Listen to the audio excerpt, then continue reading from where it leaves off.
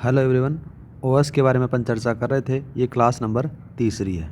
कौन सी है? तीसरी आ जाती है। अपन लास्ट वीडियो में क्या चर्चा कर रहे थे उन्हीं के बारे में बात करने के बाद थोड़ा सा रिवीजन कर लेते हैं। लास्ट वीडियो में अपन चर्चा कर रहे थे जो अदर फंक्शन ऑफ ओएस के बारे में, जिसमें से रिसोर्स मैनेजमेंट देखा था, प्रोसेस मैनेजमेंट देखा था, मेमोरी मैनेजमेंट देखा था, इसी के साथ में डिस्क मैनेजमेंट देखा था, फाइल सिस्टम मैनेजमेंट देखा था, वो अपन देख चुके थे। अब बात करते हैं सिक्योरिटी और प्रोटेक्शन के बारे में। एक नया हेडिंग डालो, नंबर 6 का है, याद रखना, इसको काट दो, ठीक है। इसके बारे में अपन क्या करेंगे? सिक्योरिटी और बोल सकते हो आप प्रोटेक्शन, इसके बारे में अपन चर्चा करेंगे। सिक्योरिटी और प्रोटेक्शन वाला फीचर्स क्या देता है अपने को ओएस के अंदर से बात करें तो जितने भी ओएस होते हैं सभी प्रोसेस को सिक्योर करके रखता है एवं एक प्रोसेस को दूसरी प्रोसेस में इंटरलिंक नहीं करता, ये याद रखना, ठीक है ना। तो इसके बारे में क्या लिखोगे? ओएस सभी प्रोसेस को सिक्योर करके रखता है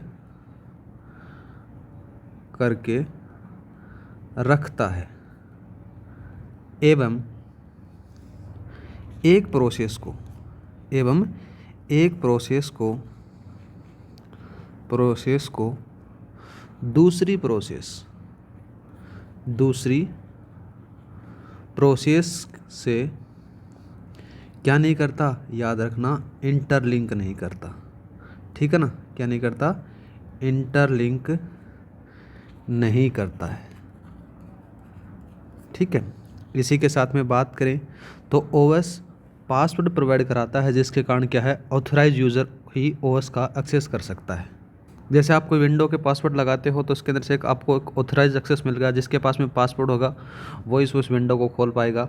इसी प्रकार से ये भी एक सिक्योरिटी का फीचर आ जाता है। इसके अंदर से क्या लिखोगे? ओएस पासवर्ड प्रोवाइड कराता है, जिसके कारण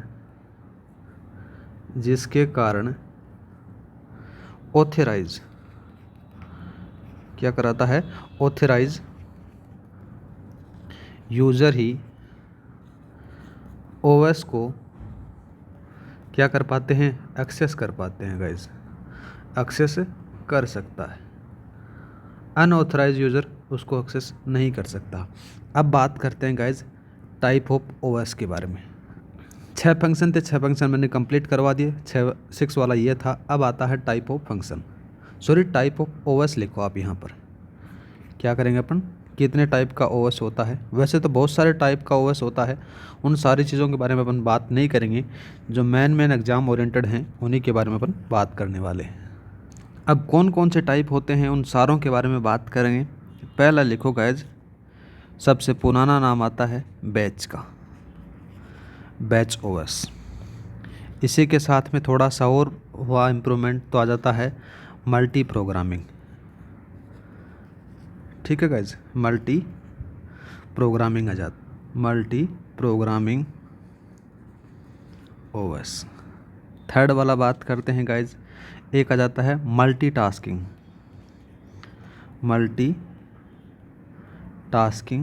ओएस आता है। फोर्थ वाला बात करें तो आ जाता है, इसको बोला जाता है आरटीओएस। थोड़ा सा इम्पोर्टेंट है, याद रखना। इसकी फुल फॉर्म बात करें तो नाम आ जाती है रियल टाइम ओएस, इसको कहा जाता है। पांचवा लिखो, पांचवा जाता है एम्बेडेड ओएस। छठा बात करें तो छठा जाता है क्लस्टर्ड ओएस। सातवां बात करते हैं गाइज, सातवां कौन सा जाता है? Distributed OS. आठवां लिखो आप यहाँ पर, आठवां जाता है मल्टी प्रोसेसर। कौन सा आता है? Multi processor OS. और नवा लिखो आप यहाँ पर नेटवर्क ओएस। ये हैं मेन इम्पोर्टेंट हैं जो एग्जाम ओरिएंटेड ज़्यादा पूछे जाते हैं। बात की जाए बैच ओएस के बारे में, सबसे पुराना है, जो ज़्यादा हैं, जो एम्बेडेड ओएस तक आपको ज़्यादा पूछा जाता है। तो आपकी एग्जाम ओरिएंटेड बात करें तो मल्टी प्रोग्रामिंग ओएस इंपॉर्टेंट है, मल्टी टास्किंग ओएस इंपॉर्टेंट है, और आरटीओएस है, ये थोड़ा सा ज़्यादा इंपॉर्टेंट है गाइज, याद रखना, इसको आप स्टार लगा दो, ठीक है। और एक एम्बेडेड आ जाता है, ये ज़्यादा आपको एग्जाम ओरिएंटेड ज़्यादा पढ़े जाते हैं। अब बात करते हैं अपन स्टेप बाय स्टेप कि कौन सा सबसे पहले पढ़ते हैं। सबसे पहले आया, सभी उसी को पहले पढ़ते हैं, नाम आता है बैच ओएस के बारे में। बैच ओएस, बैच ओएस क्या है, सबसे पुराना है। इसके अंदर से बात करें तो इस ऑपरेटिंग सिस्टम के अंदर से इनपुट और आउटपुट रखने के लिए एक पंच कार्ड या फिर पेपर कार्ड अथवा मैग्नेटिक कार्ड का यूज़ किया करते थे, ठीक है। ये चीज़ इसके अंदर से लिख लो तो ज़्यादा आपको याद रहेगी। इस ओएस में इनपुट और आउटपुट को रखने के लिए पंच कार्ड अथवा पेपर कार्ड बोल सकते हो, पेपर कार्ड अथवा एक और चीज़ नाम आ जाती है, मैंने अभी बोली थी, मैग्नेटिक कार्ड का यूज़ करते थे। कैसे करते थे, एक छोटा सा एग्जांपल देता हूँ आपको गाइज।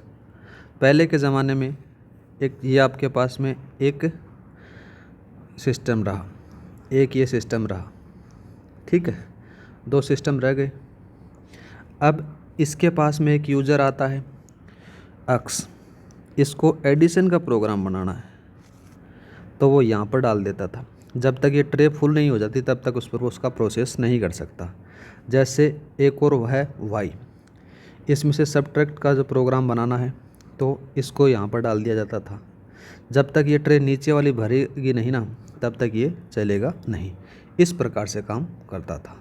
दूसरा बात करें तो बैच ओएस के अंदर से टाइम का कोई फिक्स नहीं था कि कब तक आपके पास में आउटपुट आएगा। लंबा समय भी लग जाता था, साल 2 साल भी लग जाते थे, इसलिए ज़्यादा कारगर रहा नहीं और इसको क्या कर दिया गया, लोगों के द्वारा डिसकंटिन्यू कर दिया गया था। अब बात करें तो जो बैच ओएस होता है, इसमें से सिमिलर टाइप ऑफ जॉब का बैच बनाया जाता है, ये चीज़ मैंने बता दी गई है। और इस ओएस में यदि सिस्टम में इनपुट बात करें तो इनपुट आउटपुट रिक्रूटमेंट होती है, तो इनपुट आउटपुट की अगर उसको कंप्लीट हो जाने के बाद में क्या होता है, सिस्टम उस जॉब को एग्जीक्यूट करता है। ये भी खासियत याद रखना, ठीक है। इनके बारे में आप लिख लो थोड़ा सा, वही चीज़ें लिखनी है जो मैंने अभी डायग्राम में बताई हैं। क्या क्या लिखोगे, इस ओएस में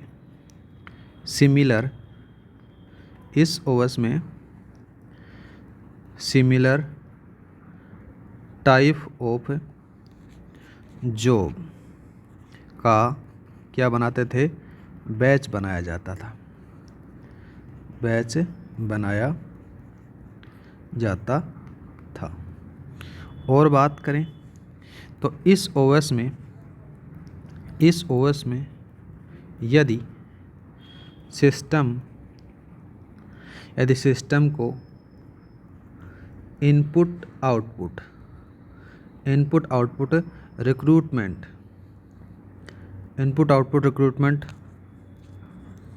होती है, तो इनपुट आउटपुट कंप्लीट होने पर ही सिस्टम जॉब को एग्जीक्यूट करेगा, ठीक है ना। क्या करेगा, एग्जीक्यूट करेगा। ये खासियत थी इसके बारे में। अब बात करते हैं इनपुट आउटपुट के बारे में। तो इनपुट आउटपुट के बारे में बात की जाए ना, तो याद रखना कुछ खास बातें हैं यहाँ पर। आउटपुट का फिक्स टाइम नहीं होता था, ठीक है। बैच ऑपरेटिंग सिस्टम में ऐसा कुछ नहीं था कि अभी आपने इनपुट दिया और अभी आपको आउटपुट मिल जाएगा, साल 2 साल भी लग जाता था। तो इसलिए जो इसकी CPU आइडलनेस थी ना, वो बहुत ज़्यादा होती थी। और इस ओएस में जॉब का आउटपुट आने का समय कोई फिक्स नहीं रहता था, ये भी याद रखना। यहाँ पर लिखो सीपीयू की आइडियलनेस बहुत ज़्यादा होती है। ठीक है, जिस भी सिस्टम की आइडियलनेस सबसे कम होगी उस सिस्टम को सबसे ज़्यादा बढ़िया माना जाएगा। आज के ज़माने में i6 i5 ये आ रखे हैं, i7 भी जनरेशन भी आ रखा है। i7 जनरेशन का मतलब क्या होता है, जब आप कंप्यूटर लेने जाते हो तो उससे पूछते हो कि कौन सा सिस्टम लेके आऊँ, कौन सी जनरेशन का लेके आऊँ। तो गाइज ये i7 i5 और i6 है ना, ये क्या है, इनकी जनरेशन को बताते हैं। जनरेशन के साथ साथ इनकी स्पीड को बताया जाता है कि किस प्रकार से काम करती हैं। i7 की जनरेशन है वो क्या करती है, आपका जो प्रोसेस होता है उसमें से बहुत कम टाइम लेती है। ठीक है, तो इसलिए उसको उसके जनरेशन के हिसाब से बांटा गया है। अब बात करते हैं, दूसरा नाम आता है गाइज मल्टी प्रोग्रामिंग ओएस के बारे में। सेकंड नंबर का यहाँ पर हेडिंग डालो मल्टी प्रोग्रामिंग। मल्टी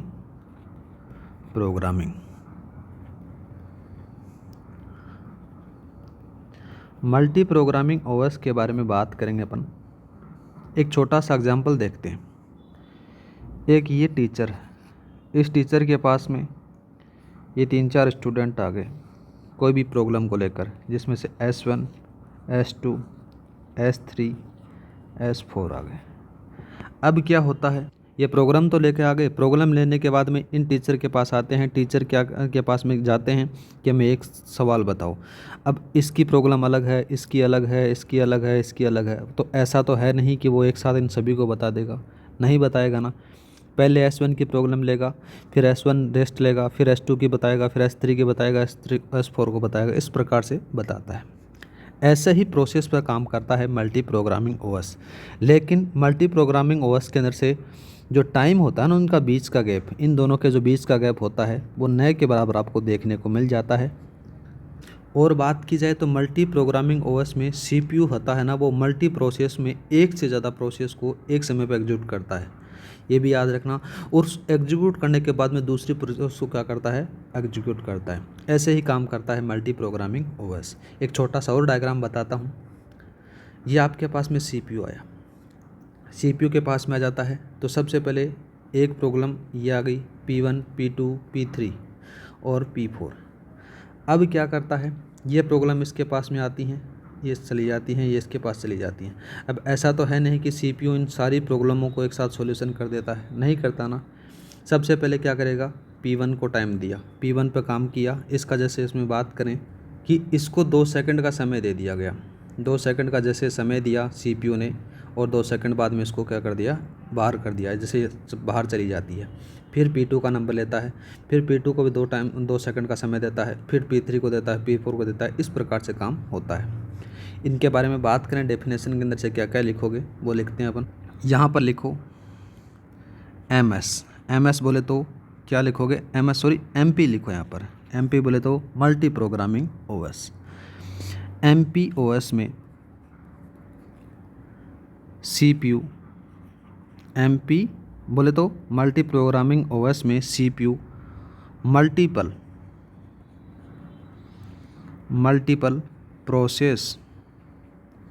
प्रोसेस में से एक प्रोसेस को एक समय पर एग्जीक्यूट करता है। ठीक है, क्या करता है, एग्जीक्यूट करता है, एवं उसके एग्जीक्यूट करने के बाद दूसरी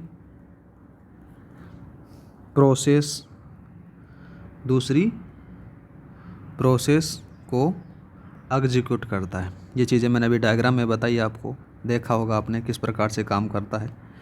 ठीक है, और बात करें इसी के बारे में, अगर बात करें मल्टी प्रोग्रामिंग ओएस के अंदर से यदि कोई जो होता है प्रोसेस होता है, उस प्रोसेस को सीपीयू को इनपुट और आउटपुट ऑपरेशन के लिए कहती है, तो क्या होता है सीपीयू उस प्रोसेस को क्या कर देता है, वेटिंग स्टेट में भेज देता है और दूसरी प्रोसेस पर वो काम करने लग जाता है। ठीक है, इस प्रकार से काम होता है। यहाँ पर लिखो, यदि कोई प्रोसेस सीपीयू को इनपुट आउटपुट के लिए कहती है, तो सीपीयू उसको किस में भेजेगा, वेटिंग में। ये थोड़ा सा हाईलाइट में लिखोगे ज़्यादा बढ़िया रहेगा, ठीक है ना। वेटिंग स्टेट में भेज देता है एवं दूसरी प्रोसेस को क्या करता है, एग्जीक्यूट करने लग जाता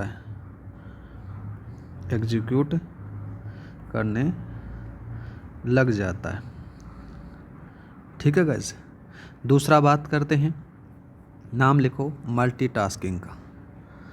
तीसरा लिखो, तीसरा जाता है ना, इसका नाम लिखो मल्टीटास्किंग।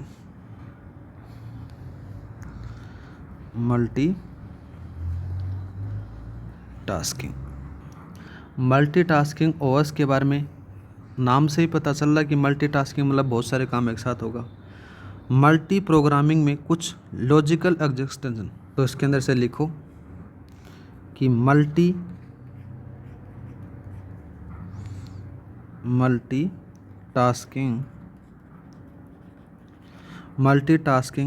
या फिर बोल सकते हो मल्टी प्रोग्रामिंग। ये जो मल्टीटास्किंग वाला पार्ट है ना, ये ऊपर वाला जो पार्ट अपन पढ़ के आए थे किसका, मल्टी प्रोग्रामिंग पढ़ के आए थे, उसी का मॉडल 2 आ जाता है गाइज। तो इसके अंदर से कुछ लिखोगे गाइज, इसमें आ जाता है मल्टी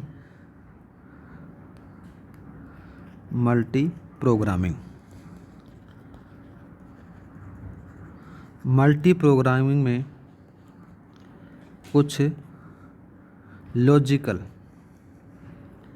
लॉजिकल एक्सटेंशन किया जाता है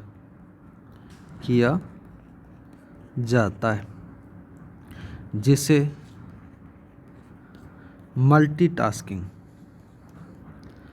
मल्टीटास्किंग या फिर एक और नाम आ जाता है टाइम शेयरिंग ओएस कहा जाता है। एक डायग्राम देखेंगे, अपन डायग्राम से आपको ज़्यादा समझ में आएगा। डायग्राम में बात करें ना गाइज, एक छोटा सा डायग्राम बनाते हैं। जैसे ये सीपीयू है, इस सीपीयू के पास में बहुत सारी प्रोसेस आती हैं, P1, P2, P3 और P4 आता है। यहाँ पर क्या होता है, इन P1 का जो एग्जीक्यूशन टाइम है वो 5 सेकंड है। कितना है गाइज, 5 सेकंड। इसका 4, इसका 6 और इसका 1 आ जाता है। लेकिन अगर बात करें ना गाइज, इसका सीपीयू का फिक्स कर रखा है, यह केवल 1 सेकंड समय लेता है, यह केवल 1 सेकंड का समय लेता है। अब सपोज करो आपके पास में ये आ जाता है, सीपीयू के पास में P1 आती है, P1 प्रोसेस आती है। यहाँ पर 1 सेकंड ये प्रोसेस रुकी, काम हुआ, चली गई, वापस 1 सेकंड इसने रखा, वापस चली गई। अब इसके पास में कितने सेकंड का काम रहा, 4 सेकंड का रहा। ठीक है, ऐसे ही दोबारा से इसने दूसरे को लिया, दूसरे का 3 रहा, तीसरे को क्या रहा, इसको बाहर कर दिया, इसको कर दिया, फिर इसको क्या रहा, इसका रहा 5, और फिर P4 को लिया, P4 का 1 रहा, 1 एक ही था, इसको काम हुआ कंप्लीट, इसको बाहर कर देती है। दोबारा से क्या करती है, इस पर आ जाती है यहाँ से, फिर इसका 3 सेकंड आ जाता है, फिर इसका 2 सेकंड आ जाता है, फिर इसका 4 सेकंड आ जाता है। इस प्रकार से जिसका टाइम पीरियड है वो कंप्लीट होता रहता है, उसको बाहर करती जाती है। यही काम रहता है किसमें, मल्टीटास्किंग के अंदर से। तो और बात करते हैं इसी के बारे में, और क्या क्या लिखोगे कि इस ओएस में सीपीयू हर प्रोसेस को एक फिक्स क्वांटम टाइम स्लाइस को अलोकेट करता है एवं जितना क्वांटम होता है उतना ही उस प्रोसेस को एग्जीक्यूट करता है। ये मैंने ऊपर बताया डायग्राम में, ठीक है। सीपीयू जब एक प्रोसेस को क्वांटम तक एग्जीक्यूट कर दूसरी प्रोसेस को एग्जीक्यूशन पर लेता है गाइज। और इस मेथड को बात करें तो इस मेथड को कॉन्टेक्स्ट स्विचिंग कहा जाता है, ठीक है ना। इसके बारे में थोड़ा सा लिख लो यहाँ पर, कॉन्टेक्स्ट स्विचिंग इसको कहा जाएगा। अब बात करें जैसे कौन कौन से हैं जो मल्टीटास्किंग पर काम करती हैं, तो नोट डाल के यहाँ पर लिखो। नोट में क्या लिखोगे, जैसे विंडोज़ हुई, विंडोज़ होती है वो किस पर काम करती है, मल्टीटास्किंग पर काम करती है।